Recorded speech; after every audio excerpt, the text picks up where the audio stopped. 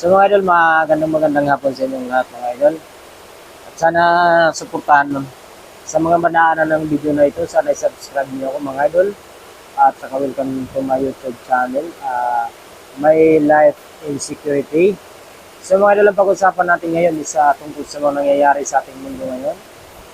May mga tao talaga na sakim sa kayamanan, sa mga bagay na kung anong meron. Tulad na lang ng Amerika, Iran, Israel. Pero yung lahat ng yan mga idol is ano na yan, katuparan na lang yan sa mga nakasulat sa Biblia. Pero hindi sinasabi ng Biblia kung ano yung mga posibleng dahilan. Pero sinasabi lang doon na balang araw, mangyayari mga bagay na yan. Kaya minsan siguro pag-aralan natin ng Biblia ng maiging mga idol. Kasi nandun lahat sa Biblia. Ang lahat ng yan nakasulat doon. Para hindi tayo magtaka.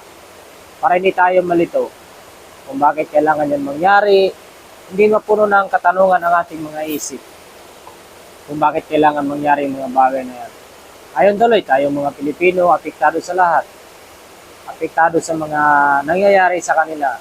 Naiipit din tayo eh.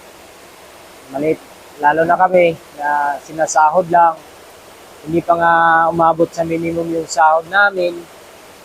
At kaya hirap na hirap. Tapos nagkaganyan pa. So mga idol, hanggang dito lang muna tayo. At magpatuloy lang tayo sa unahan.